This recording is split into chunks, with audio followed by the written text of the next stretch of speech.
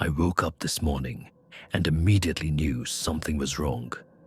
At first, I couldn't explain it. Everything looked normal. The light through the window, the quiet hum of the building, my bedroom exactly the way I left it. Then I saw the chair. My laundry was folded neatly on top of it. For a few seconds, I honestly thought I was still dreaming. I lay there staring, waiting for the scene to shift, waiting for my brain to correct itself. It didn't. I live alone. I always have. And I hadn't done laundry the night before. I was sure of that. The clothes were stacked perfectly, each item folded with care, sleeves tucked in, edges aligned. The shirt on top was the one I remembered wearing to bed. My socks were rolled together into matching pairs. I never pair my socks. The chair itself had been pulled out from under my desk and angled toward the bed, like someone had positioned it deliberately. I was certain I hadn't moved it, just as certain I hadn't folded anything. Stranger still, I couldn't remember getting undressed. I live in a small apartment building. Old carpet, thin walls, nothing special. You can hear your neighbors through the walls, but you rarely see them. The night before, I'd come home late. I remembered unlocking the door, kicking off my shoes, dropping my bag just inside the hallway. That heavy exhaustion where your body keeps moving, but your thoughts lag behind. I remember taking my shirt off, and then nothing. Everything after that was blank. Yet there it was, my shirt, folded, clean, still slightly warm. It smelled faintly of detergent. I picked it up and pressed it to my face, trying to convince myself I'd done laundry earlier and forgotten, that I was overreacting, that this was nothing. But my laundry basket was still inside the closet, untouched. That was the moment a cold thought settled in my mind. Someone had been inside my apartment. I checked her front door, locked. The deadbolt exactly the way I always left it. No scratches, no signs of forced entry. The windows were shut. The bathroom looked untouched. Nothing missing from the kitchen. Nothing disturbed in the living room. Everything was exactly where it should be. Everything, except the laundry. That's when I noticed something else. An extra shirt, plain, dark gray, soft cotton. No logo, no tag. I didn't recognize it at all. I held it up, expecting it to look wrong somehow. Too big, too small. Not my style, but it fit perfectly. Not almost, not close, perfect. I stood there in my underwear, holding a clean shirt I didn't own, and felt my stomach drop. Because if someone had been inside my apartment, they hadn't stolen anything. They hadn't made a mess. They hadn't left a trace. I walked through the apartment again, slower this time. Checked behind the shower curtain, inside the closet, the narrow gap behind the door. Nothing. That didn't calm me. It terrified me.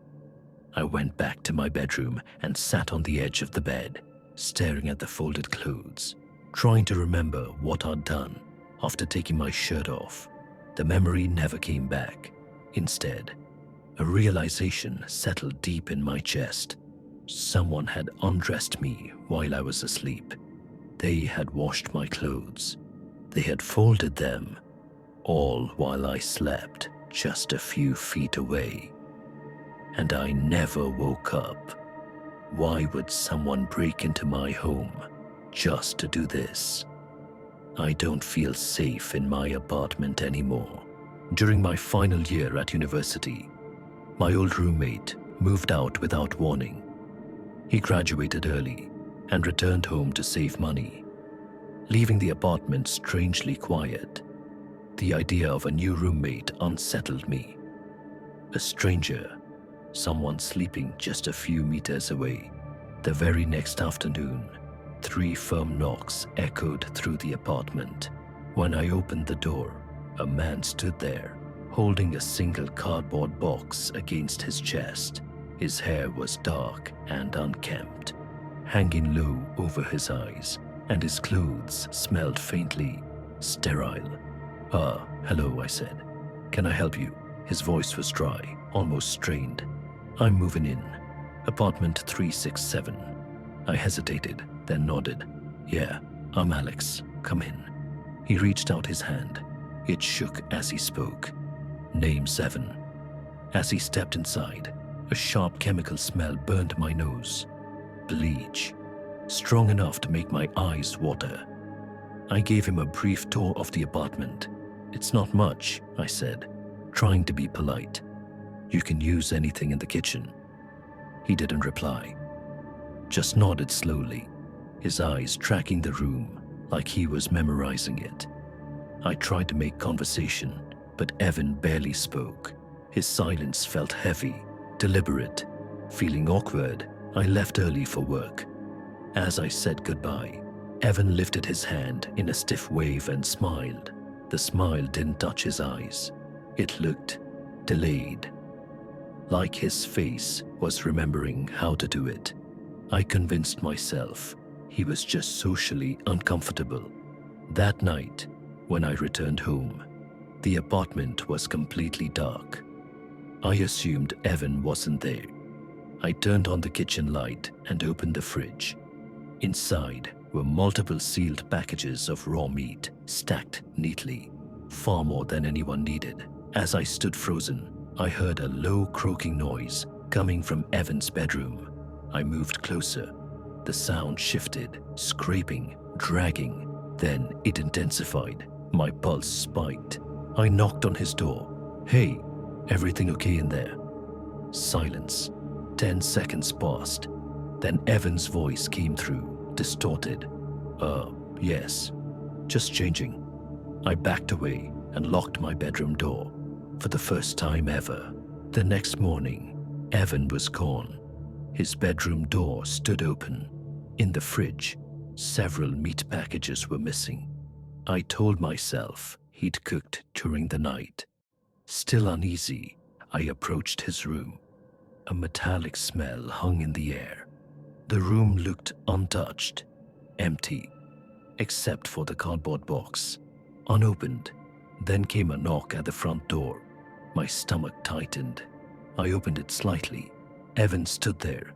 Beside him was a woman. I forgot my keys, he muttered, stepping inside. Thanks. This is my sister, he said. Lena. She raised her hand in a stiff, unnatural wave.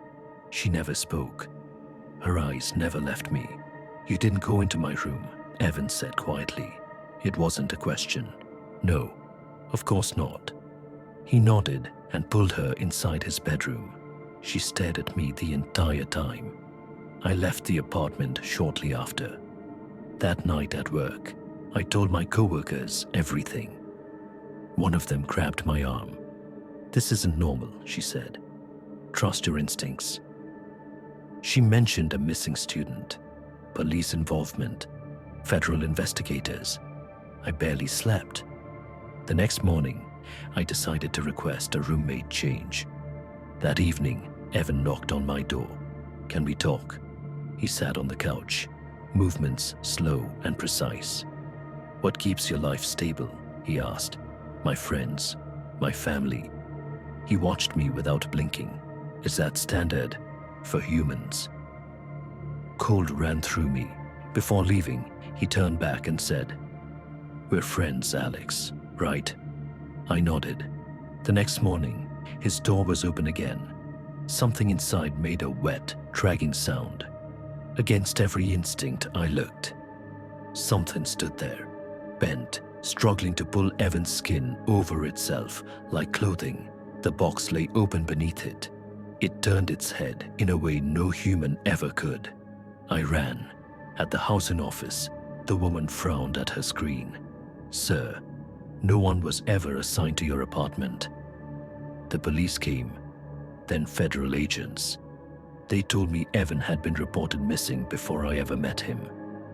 They asked about a woman named Lena. I don't sleep much anymore. Last night, the news confirmed it. They found Evan's body. His skin was gone after the second night of hearing the washing machine through the pipes. Today passed in a blur. I didn't sleep much. I didn't leave the apartment. I sat on the couch with all the lights on, my phone in my hand, refreshing the same few apps without really reading anything.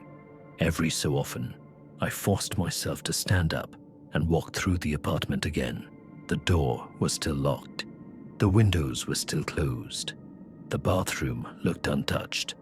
The laundry basket was empty. That detail wouldn't leave my mind. My clothes had been washed twice now, and I still hadn't put anything in the basket. It felt important, like evidence of something I wasn't ready to name yet. By late afternoon, exhaustion crept back in. Not the crushing weight from the first night, but something thinner, more dangerous. Like my body had decided it would keep going, even if my mind couldn't keep up. I made food. I barely remember eating it. At some point, I noticed the apartment felt different. Not wrong, just quieter than it should have been. Like a sound had stopped, and I hadn't noticed when. I walked into the bedroom. That's when I saw the chair. The chair I dragged out and angled toward the bed. The one I'd been using to watch the laundry was back under the desk, straight, neat, exactly how it had been before all of this started. For a moment, I felt a strange sense of relief, like maybe this was over, like whatever had been happening had fixed itself. Then I noticed what wasn't there. The laundry. The folded clothes were gone. Not on the bed, not on the floor, not in the closet. I checked the bathroom. I checked the living room. Nothing. My chest tightened with that same cold, hollow feeling I'd felt in the basement. I hadn't moved them. I was certain of that. I went back into the bedroom and stood in front of the desk, staring at the chair like it might explain itself. That's when I noticed my phone. It was on the desk, face down. I hadn't left it there. I was sure I'd been holding it just moments earlier on the couch. I could still remember the weight of it in my hand, the warmth from the screen. I picked it up. The lock screen lit up, and something felt wrong immediately. I hadn't been standing there long. That's why I thought I was misreading the time. It was later than it should have been. Not by minutes, by almost an hour. I locked the phone, unlocked it, checked again. The time didn't change. I tried to think back, tried to remember doing anything at all that could explain the gap. I couldn't.